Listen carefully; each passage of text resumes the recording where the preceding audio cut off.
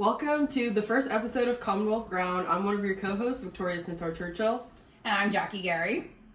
Thank you guys so much for tuning in today with us on your Monday morning. We're so excited to be bringing this new project to listeners all over the Commonwealth and beyond.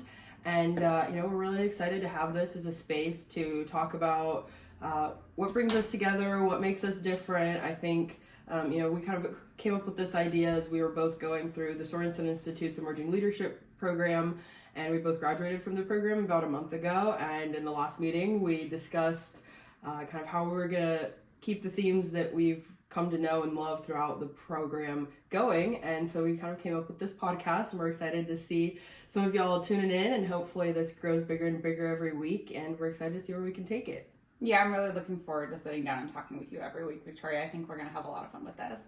Yes, we kind of decided to do this because we kind of felt really throughout the fellowship we were able to open up to each other and have really good conversations, and obviously that was beneficial, but we thought this would bring something new to both the political space and the media space. Kind of my background is working in politics, and I've transitioned working into media full time, and then Jacki works as a staffer in the state legislature, the House of Delegates. Jacki, if you want to kind of talk about your background a little bit for a few seconds. Yeah, so currently I am Chief of Staff to Delegate Carrie Delaney, who is a Democrat from West Fairfax County, kind of the Chantilly and Centerville area.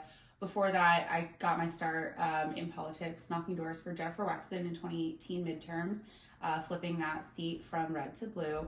Since then, I've worked on state legislative races here in Virginia, on Amy Klobuchar's presidential primary in 2020, managed my first campaign in North Carolina in 2020, trying to flip that seat from red to blue, and then came back home to Virginia. And I'm really glad to be back here. And I think Virginia is really unique in a lot of ways to stuff that I really care about. For all our divisiveness and problems that we see in the national media, I think Virginia really values and is able to get stuff done every year. And I like passing bills. People are always like, why are you staying in this like safe blue seat where you want to work? And I was like, I like passing bills. I like, actually getting stuff done, because like that's what the point of our elections is, right? I like to see it through and to see what it gets done. So I'm very excited to, have met you at Sorensen and to find someone else who's as interested in kind of talking about these things as I am.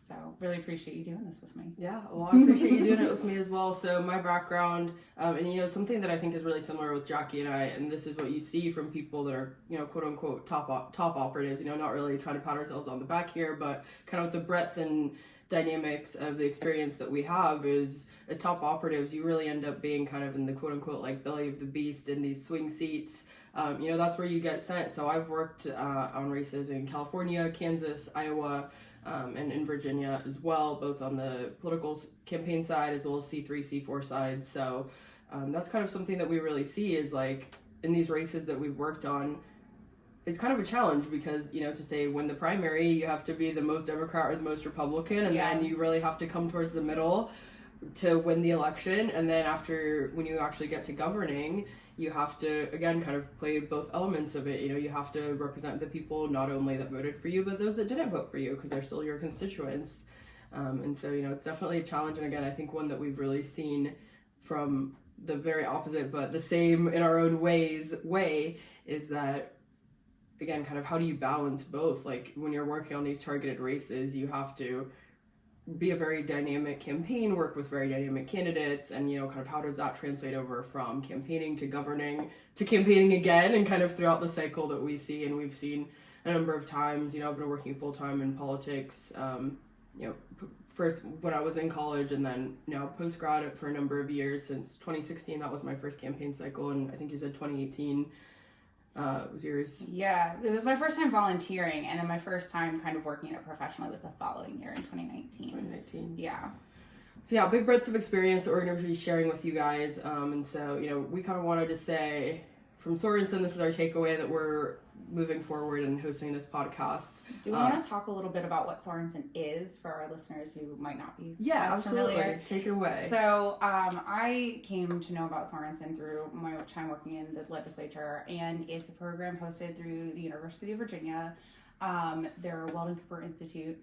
And essentially, the Emerging Leaders Program is designed to bring young professionals in the first 10 years of their career from all corners of the Commonwealth Nova, Richmond, Hampton Roads, Southwest, every conceivable place, and from every ideological background. And the idea is to learn more about how Virginian government works, but also to network, get to know people in different professions who can help you do different things, and also just to kind of learn how to talk to each other, even on things that we disagree on. So I think one of the things that I think when people hear like kind of what they're talking about, they're like, oh, you know, you just care about keeping things civil and not really getting into it. But I found through our time in the program, we didn't shy away from talking about really hard stuff. The point was to kind of just learn how to talk about that hard stuff as people, and recognizing that there are people on the other side of the conversations, even if you have really deeply held beliefs that you don't agree on. And that kind of the way our national politics is geared kind of trains you to think about them as the enemy. And so those are the kind of values that we're hoping to bring to this podcast, and why we thought it was important to keep this work going forward and not just kind of limit ourselves to those 8 days that we were with each other in Montpelier and in Richmond, and really to take it further. And to me, one thing that really stood out, really even the first weekend that we met to talk to each other within the program, is we talked about something called the Values Tactics Pyramid. This isn't something that the folks at Sorensen invented, but this is something they are invested in kind of instilling in us as current and future public policy leaders, is the idea that we can actually have the same values, but when it comes to exercising those within policy, that's where we get kind of some very different answers. But if we kind of know that we are tackling a program from a set of shared values, we are actually able to have productive conversations. And, you know, I always say, like, to me, bipartisanship isn't necessarily being like a squish, or, you know, on the Republican side we call it rhinos. I'm honestly surprised you guys don't call them dinos. I think that would be kind of funny. I feel like I've seen some like attempts at that, like in like job boards. I've seen like dino like job boards and stuff. But no, it's not a very commonly used term. But I think kind of one of the things that we were talking about on our first weekend was like the perceptions of the parties. And I think, you know, for a lot of reasons, Democrats have kind of had to become a big tent party of everybody from Joe Manchin to AOC. And so I think it's kind of hard to slap somebody with a dino label when you're talking about it from that perspective, right? Yeah, you guys, you know, at least I always see it, you know, blue dogs, right? I think that's kind of one of the terms that I see thrown around on your side of the aisle. That's probably the closest, yeah. To rhinos.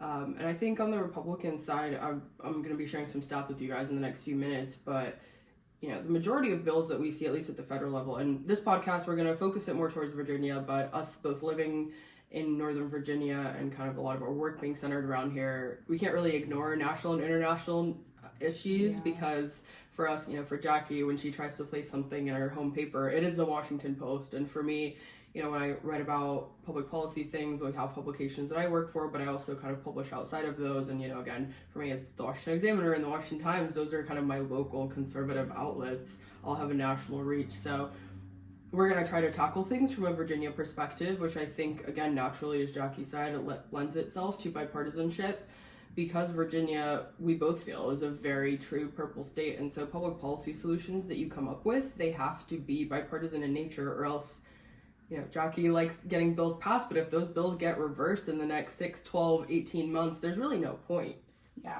Yeah, and that's actually something that in my office and with Jacki that we really value.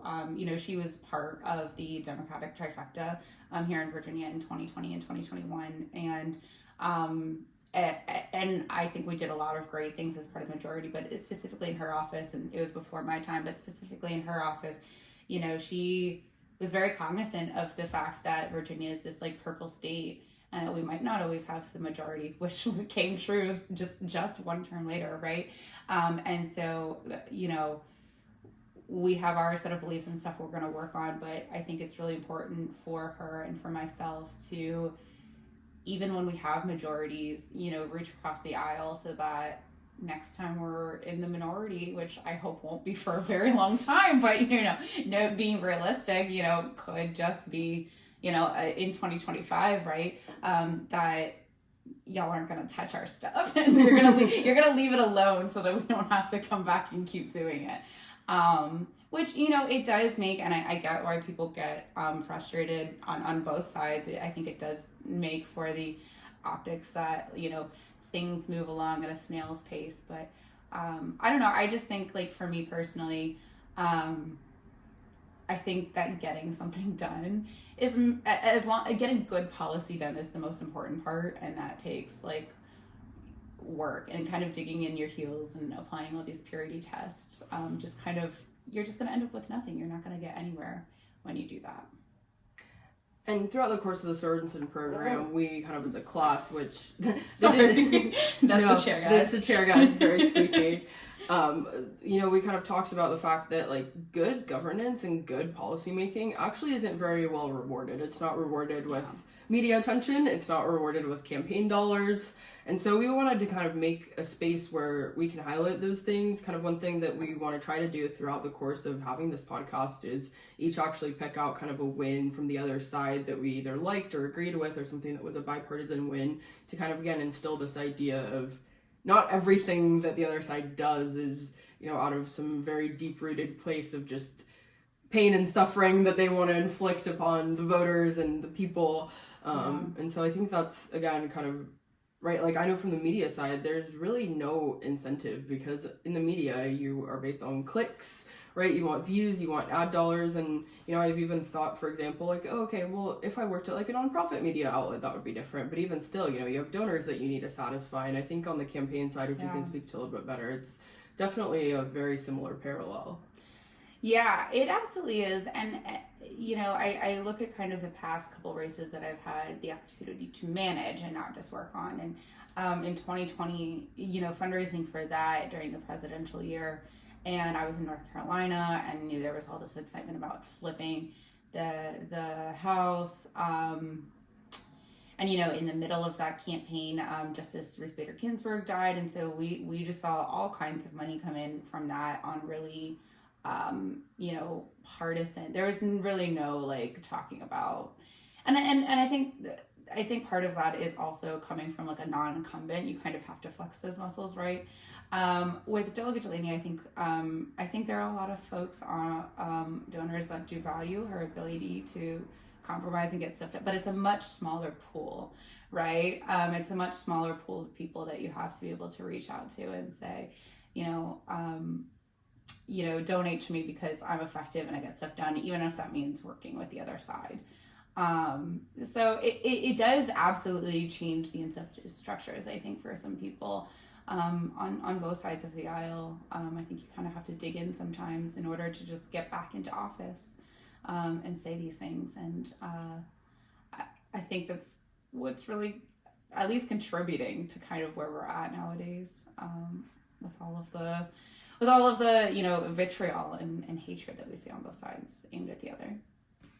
Absolutely. So I just wanted to share some stats from the federal level, and these will all be linked down in the show notes that you guys can explore. And we're going to be streaming this on Spotify, on Apple Podcasts, and on YouTube. So show notes will be included with all those episodes if y'all want to kind of look at some of this data. But I wanted to pull, first of all, a statistic from 2018. So this was, again, kind of pre-COVID, pre-2020. But data from Quorum, which is a bill service and legislative service at the federal level, noted that enacted bills with bipartisan support were actually at a 20-year high. This was in the 115th Congress. There was a statistic that nearly 70% of bills signed into law that Congress, the 115th, carried at least one Democrat and one Republican co-sponsor, and that was the highest of the past 20 years. And so that was at 68%, kind of some previous statistics, anywhere back from 1998 to 2018. There was 46%, 65%, 50%, so all kind of between that 50 and 70% range. And 177 of those bills have been signed into law, which was the most point at that point in the 115th. That was the highest point since 2008 of bipartisan, or of total bills that had been signed. And that was in the Senate and the House. It kind of looks like in the Senate there was a little bit less of an incentive to do kind of common sense bipartisan legislation. There was a little bit higher incentive in the House. And I don't know if you kind of see some parallels with that at the state level. Yeah, so I don't have exact statistics on it, like organizations don't really necessarily track this at the state level, but just estimating what I've seen in my past 2 sessions down in Richmond, I'd say 70% of our bills go through actually unanimously. So there's when things get to the House floor in Virginia, you have 2 blocks. You have the uncontested block and you have the regular block. And about 70% of items go through this uncontested block, which means that they came out of subcommittee and out of committee with unanimous votes. People, of course, have the opportunity to pull stuff out if they want to talk about it or vote against it or for whatever reason. But I'd say like that's the majority of stuff. And certainly within the past 2 years, every single bill that Virginia has passed has had to have been bipartisan, right? With a Republican House of Delegates and a Democratic Senate, there's no way to get something through without it being bipartisan. And you know, I for what it's worth, I think that'll still be the case in the next 2 years. Even with a Democratic General Assembly, we still got to get a Republican governor to sign things and not veto, right? So I still think you will see in the next 2 years. Obviously, I think my party is probably going to push through kind of our big messaging bills and the stuff that gets people fired up, right? But the substantive stuff, I think there's going to be a lot of effort to work across the aisle and get stuff done. And I've seen our speaker elect, talking about wanting a fresh slate with the governor to kind of work on those priorities and get stuff done for Virginia. So I'm hopeful that we can move forward on that part because, like you said, I mean, this is the majority of stuff that's getting done. And so I hope we can kind of keep that energy going forward and not let things stagnate and not get things passed because we have a divided government. And we'll talk about the results of the elections earlier this month in a few minutes. We definitely, I think, both have some takes that we want to share with y'all. But I also kind of wanted to share that, again, this is federal statistics. Fiscal note noted in January of 2022, so these were numbers up to 2021, that in terms of bills enacted with the most bipartisan support over the last decade, there was more than 1,000 with the perfect score of 1, which meant the same amount of Democrats and Republicans supported the legislation. And again, kind of we talked about shared goals, shared values. So again, at the federal level, they found that these were bills relating to civil rights, families and children, and crime. And I think at least 2 of the 3 are definitely ones that throughout the course of the Sorensen program that we as kind of, even though we all had our partisan labels that we came into the program with, those were kind of, I think, some of the issues that we were able to find some consensus, some common ground on in our own discussions. Yeah, some of our classmates, we do these policy projects where they assign us groups and we work together to solve an issue, more or less, and propose legislation. And one of our groups had a whole project around reforming our judicial system, and that was brought by a Republican in the Attorney General's office and a Democrat in the Commonwealth Attorney's office in Arlington. So I definitely feel like we touched on a lot of those things and had a lot of shared values in those same issue areas as you just said. Yeah. And again, we kind of wanted to talk about in creating this space, we also thought it was important, both with a representative from the government side and the media side, because both of these institutions actually have all-time lows of public opinion approval. And again, I think both of these spaces are not very often seen as working together. They're always kind of facing off. As a reporter, you're always trying to get candidates and electeds to say something that'll get you a next good headline. And I think, kind of if you want to talk from the governing side, how you view the media in a short, I'm sure we'll talk about it more later on, but.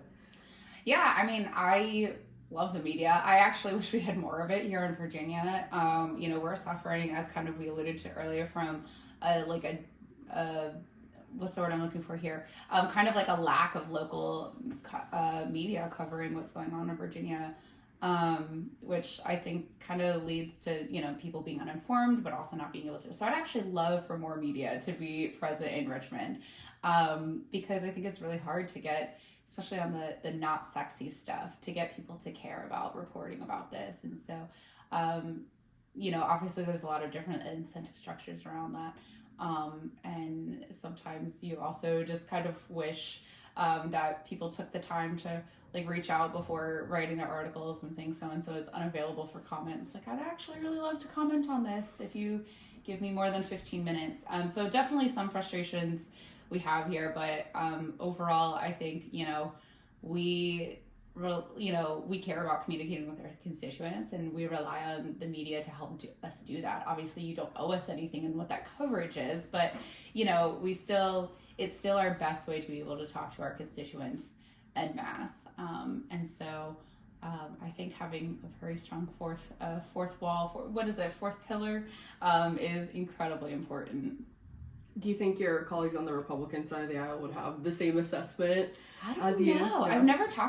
We've never really talked about competing media structures with kind of my Republican friends down in Richmond, partially because we have such different ecosystems. Like, working in an office that represents Nova, like, most of my Nova people are also all Democrats, right? Mm-hmm. So we're all kind of we all have the same problem up there with, like you said, like the Washington Post is our big one, or we have like one or two like local cable affiliates, but they service like the entire DMV, so they're covering DC and Virginia and Maryland, right? Whereas my Republican friends maybe have less of an issue of that because they're in much smaller communities and they have more local papers, but also readership is going down in a lot of those areas. A lot of those papers can't get out to Richmond to have a beat to cover. Shout out to Cardinal News, who does an excellent job covering Richmond for Southwest and Southside. But when you have one publication that has the capacity to send reporters out to Richmond and cover all the issues that are important from Shenandoah all the way out to Bristol, like, that's hard, right? So I'd imagine they'd probably say some similar things, although maybe in a little bit of different ways just because of the regionalism differences that we experience. Well, that's a great segue too.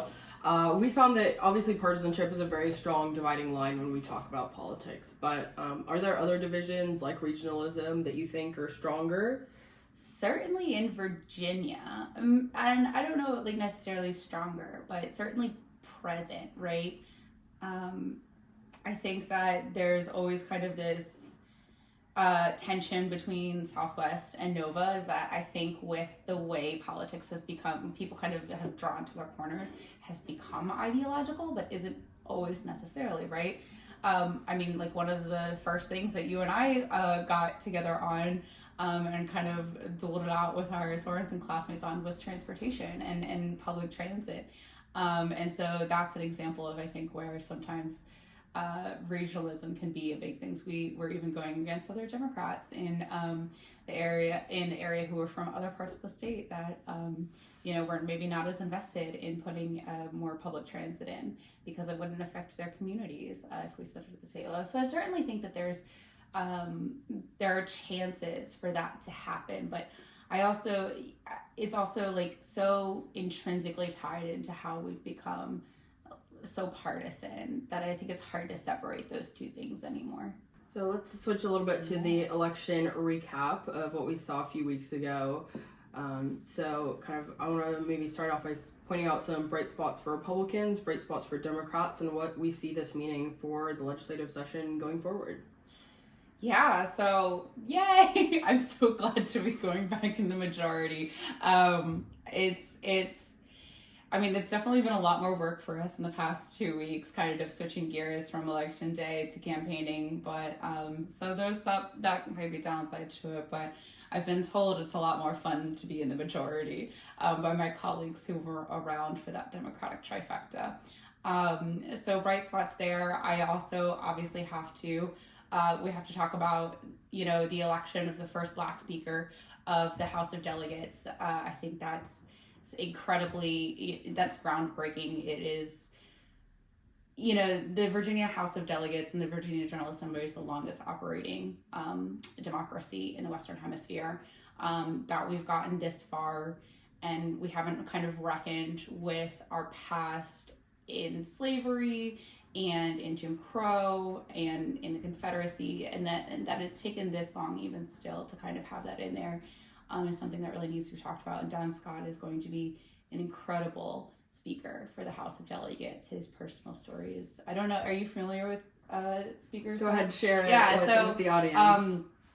Speaker Don Scott in his life, in the middle of law school, he got caught up on federal charges, made a really grave error in trafficking drugs for a friend. He said he was passing them along and didn't know, the friend hadn't told him what he was doing, but, he still made this mistake in his life, and he served 7 years, I believe it was, in prison for this. And when he got out, he made a big life change, and I believe it was Governor McDonnell, Republican governor, actually, who restored his rights and became a partner at a law firm, and then a VP there, got elected to the House of Delegates, and now is Speaker elect. And so, very inspiring, I think.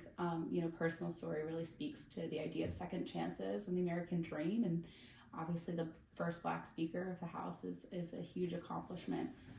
We also have the first Black woman chair of the Senate Finance Committee in Louise Lucas, who is a force, as I'm sure we all, and probably all listeners here are familiar with, and she's going to be continuing to be amazing. She is already amazing, but she's going to continue to be amazing in that role. And so those are kind of the bright spots for me. And then I think just a couple other things.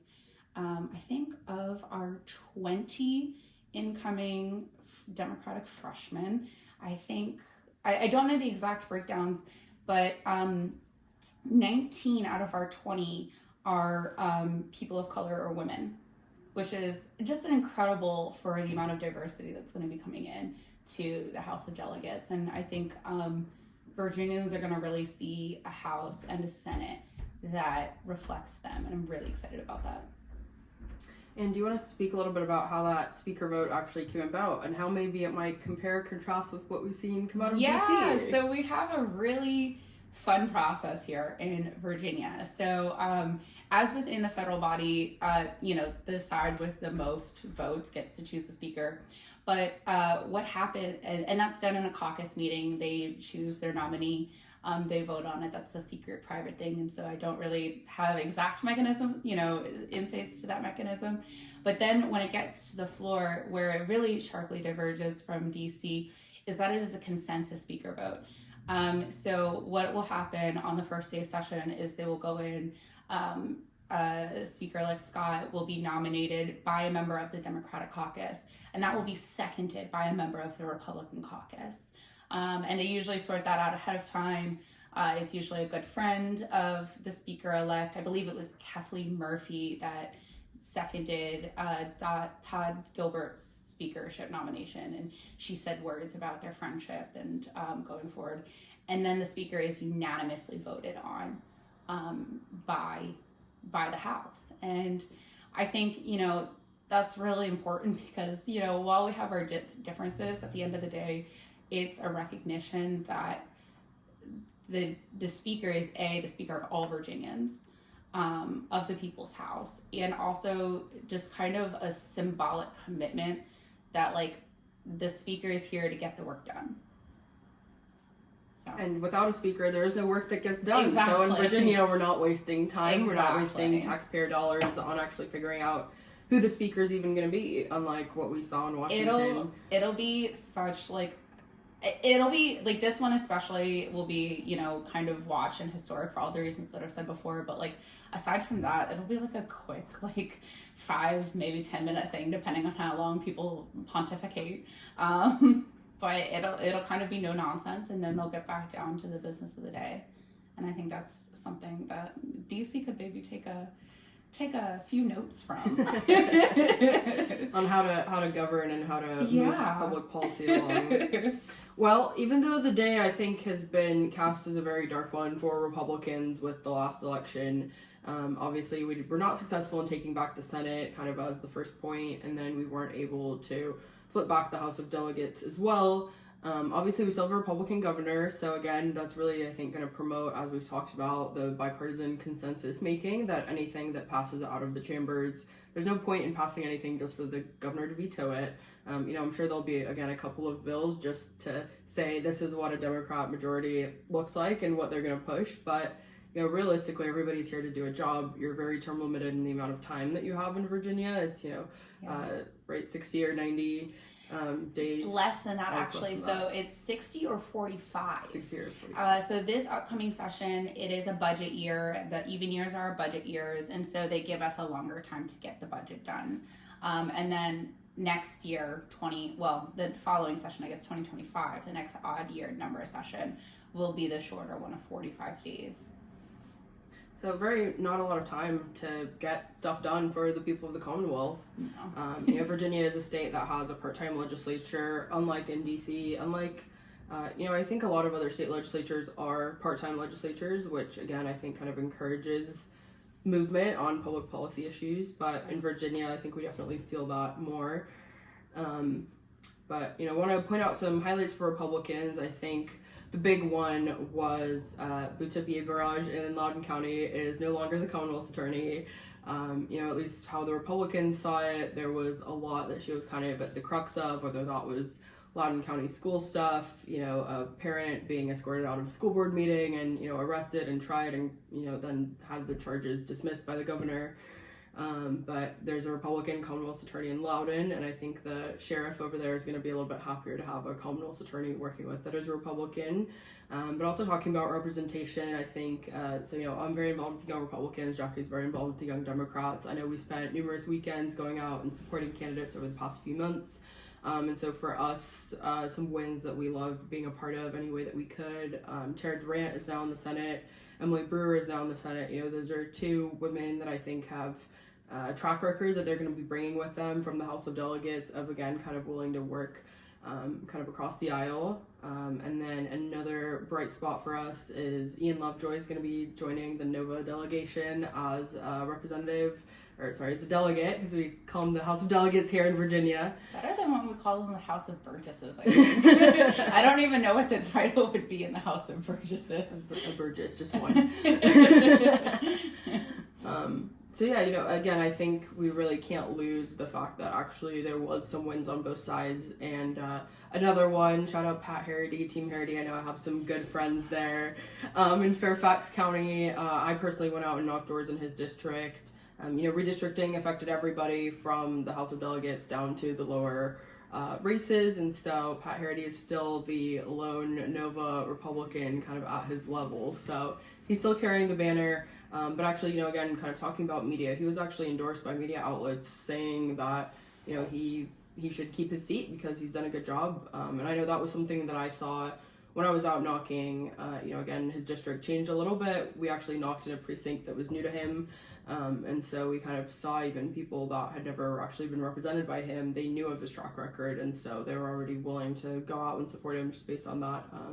And so again, just being the lone Republican in a sea of Democrats, that's still, you can still have a reputation that's very favorable to your electorate, but even people that, are kind of new to learning about you. And so I think that's kind of another thing that we want to talk about is, again, bipartisanship. Obviously, I think very often gets painted in a negative light, but really there's always going to be really some instance where you have to work in a bipartisan manner, whether, say if your entire local elected board is all Democrats and you need something from your House of Delegates member or your federal representative and they're of the opposite party, like you have to go in there and kind of obviously still have your partisan label, but bring that in again in a way that's not kind of combative and say, these are the values that we want to work on and how can we work together on them.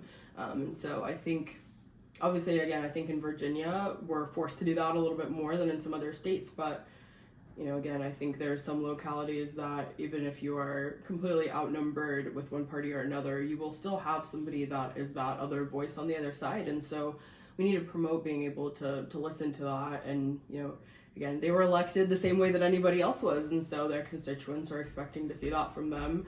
And if we just shut them out and shut them down, I think that is really kind of a downside, not really what our democratic process is supposed to be. Yeah, and I just will say on that last point, so Delegate Delaney's district actually does have a few Springfield precincts within it. So we were obviously working really hard, and Albert Vega was an incredible candidate. I'm very disappointed that we won't have his voice on things like housing affordability in the area. But I will say, you know, if, to the, I guess my bright spot, although I had something else to share for Republicans. You can share more. Yeah. You know, Supervisor Harity's office has always been helpful when our Springfield constituents reach out with questions that may be better answered by his office. So his office has always been helpful, and you know, hopefully that we can continue that relationship with him going forward. Cool. Is there anything else you wanted to add as a part of our election recap? I don't think so. I think the one thing that stood out to me, you know, is that, and kind of in having conversations, was just how close everything was.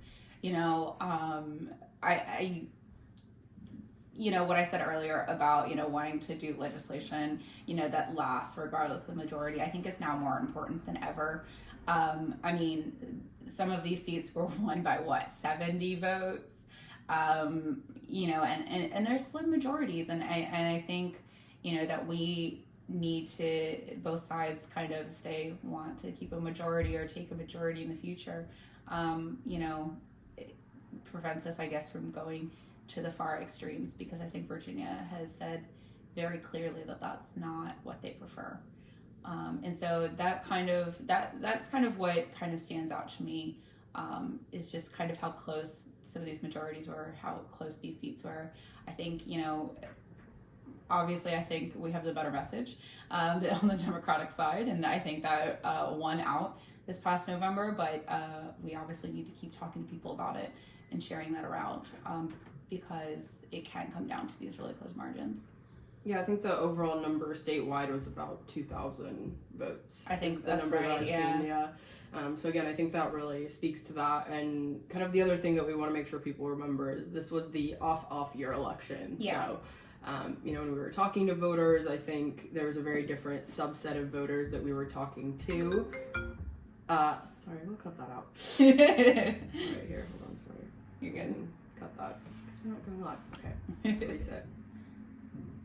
So I want to remind folks that this was the off year election. So I think kind of even when it came down to doors and targeting, there was a very certain subset of voters that we were trying to reach to get them out to the polls. Some voters were kind of willing to go out that maybe hadn't gone out before. But I think, again, these types of elections only bring out a certain type of voters. So yeah.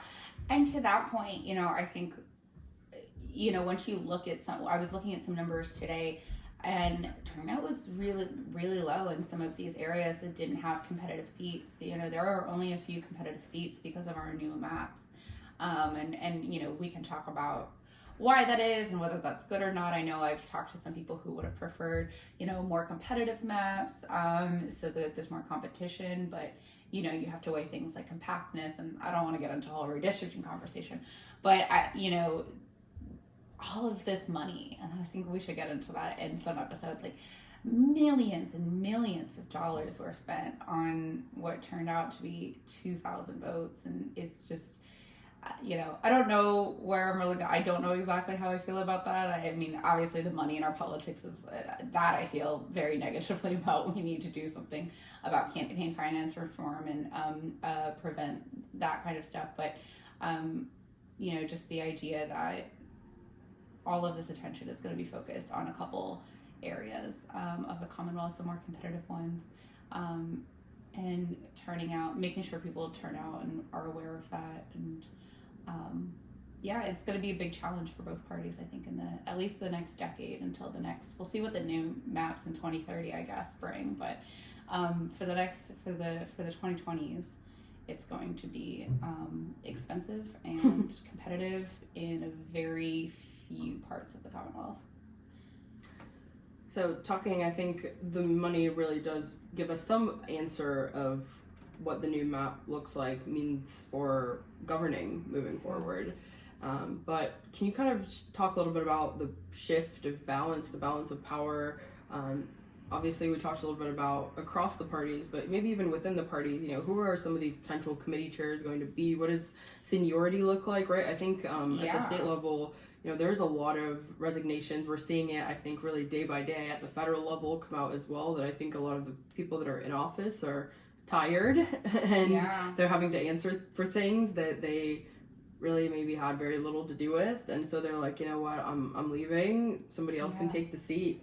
But what does that look like for governing? Yeah, so because of this year's redistricting, I think what I heard was we collectively lost 600 years of institutional knowledge, and so some of the things that I'll be concerned about and watching is just the effect of outside interest groups trying to stake their claims, and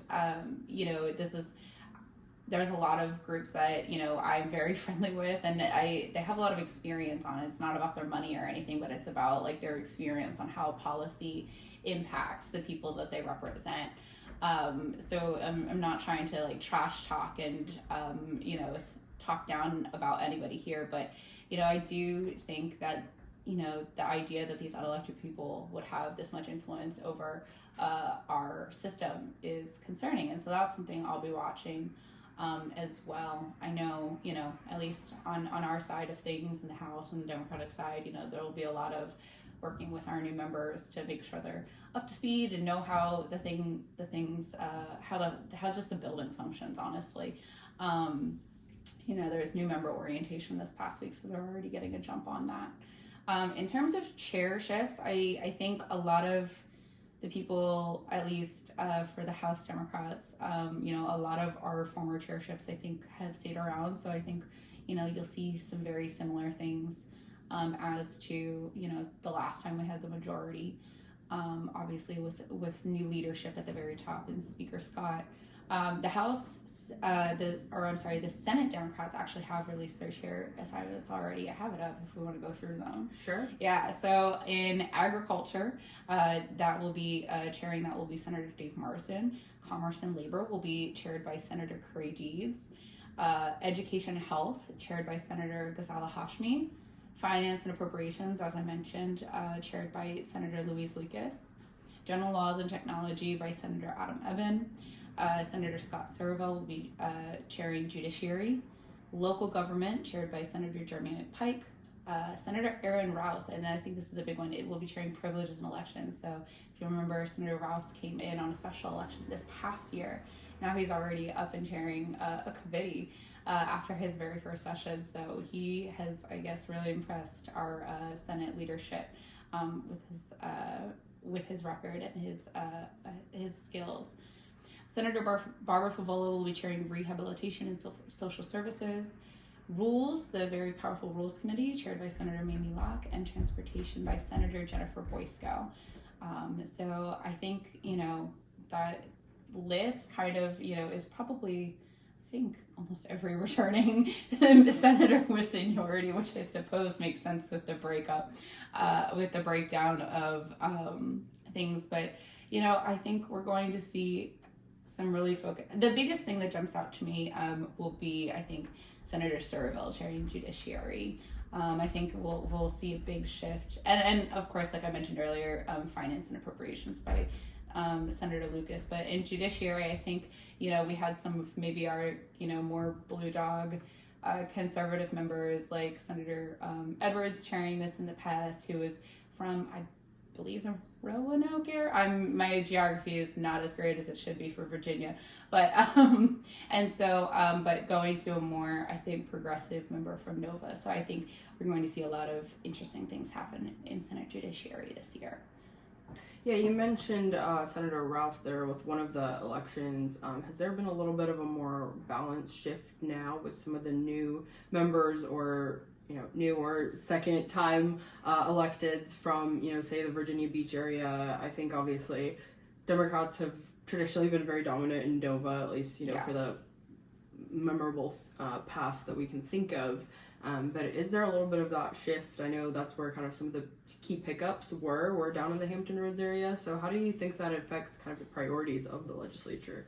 I think it goes to just demonstrating that we need to be a party that's focused on all areas of our state, and certainly in areas like the Hampton Roads and Virginia Beach, where it's like you said, more competitive, but B, home to a big section of our base. To be quite frank, and it's just a recognition there. I don't see Nova being like left out of the conversation. Senator Saravel is majority leader in the Senate.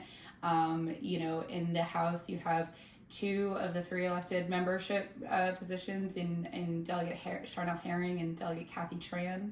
The House Appropriations will be chaired by Delegate Luke Torian from Prince William. So I don't see, I've heard there's like a lot of gossip and, worry from some people in Nova that, our power is diminishing and I don't see that, honestly, but I do see a recognition of the diversity of the state and, saying that we as Democrats need to focus on everyone. We can't just be focused on one region of the state, and we need to have a leadership and a chairship structure that reflects the diversity that Virginia is home to. Yeah, what do you take away? I'm like, from the other side, like, what do you take away from that list that I just read off and like all of these shifts? I haven't heard it really being talked about from the Republican perspective. Yeah, it's just been how Democrats Nova are reacting to all of it.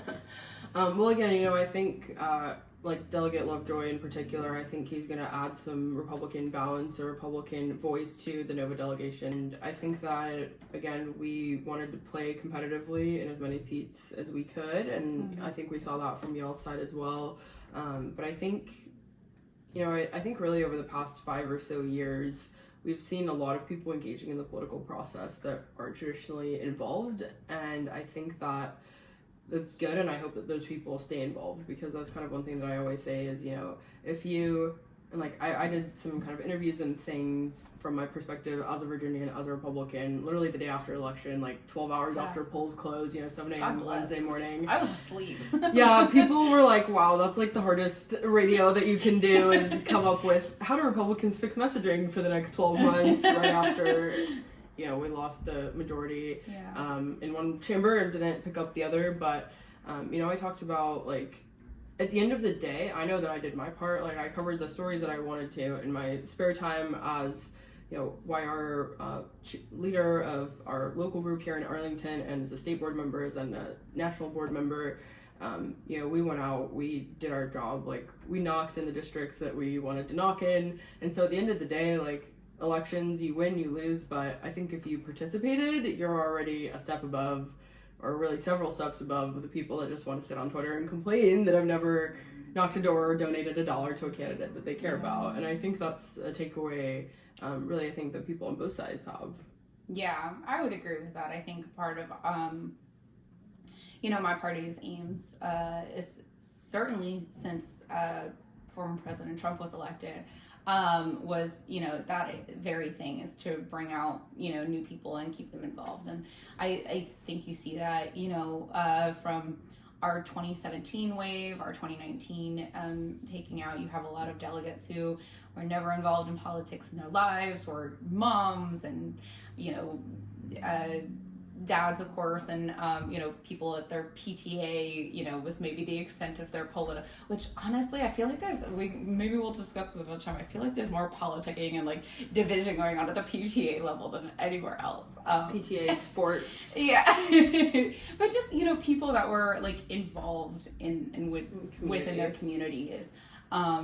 And have stuck around, both at the elected level, but then the people that they bring along with them. And I think that's been really just amazing and inspiring to see. There's been a lot of belly aching, I think, about turnout, and I certainly agree, that low turnout in these off-year elections are a problem, but I think it was still something to the tune of like 40% turnout.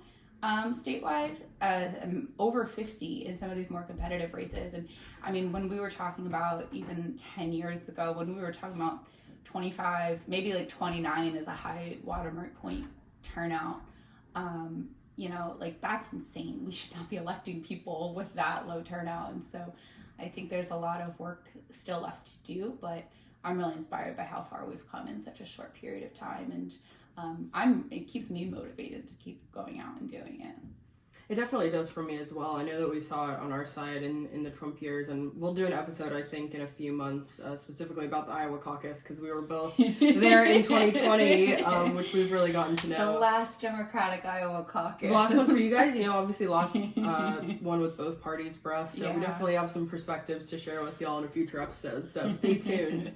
But, we definitely saw it, again, just doing things like voter registration, people that... were 65, 70 years old and had not voted in 50 years or more of their lives, that really realized and were inspired by the fact that, there was somebody that hadn't had a 50-year kind of track record within the political process, being able to go out and be elected president of the United States. And I think that's really trickled down to, even some of the people I mentioned before, like Delegate Durant, or now Senator Durant, but, she was elected as a delegate first, and then, even talking about, like, the Virginia Beach area, one person that I've followed and covered for a while is obviously a congresswoman down there, Jen Kiggins. She was in the military, she was a mom, she was a nurse, and, again, very involved in her community, but first to the Senate and then to Congress. And so I think we really see, again, as you said, people on both sides realizing that politics is for them. Yeah, and you saying that, just also, I wanted to shout out all of the students who came out on Election Day this year. We saw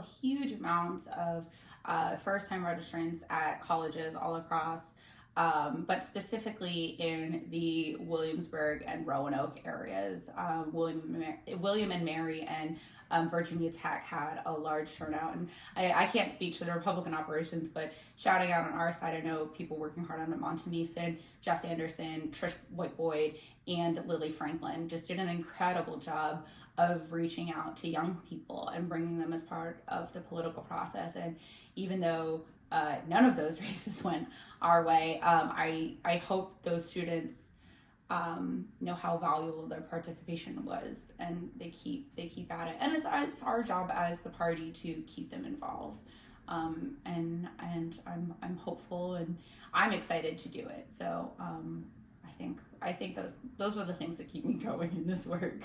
Because we both really got involved campaign side kind of in our college years. So, I think it was people in the roles that we're in now, again, reaching out to the next generation and telling people that, yes, like, you can be involved, you should be involved, here's how. And, again, kind of throughout the podcast, we definitely want to talk about that, just kind of our own background in politics, how we encourage people to get involved. But I think, unless you want to do our closer here, it's a fun one. Well, I think we did miss out. So what is one thing on the from a Democrat that you want to highlight this week as the spirit of bipartisanship, or something that people should like to emulate? And then I'll do mine for the Republican side. Well, I was pretty happy that Buttigieg finally conceded her race. So mine's kind of similar on the same vein. I was really impressed by current Speaker Gilbert's statement on Don Scott's election to be Speaker. I thought that was very classy of him. And I think it's important to kind of like the peaceful transfer of power. So shout out to Buta Biberai and Todd Gilbert for their classy concessions. Classy concessions, there we go.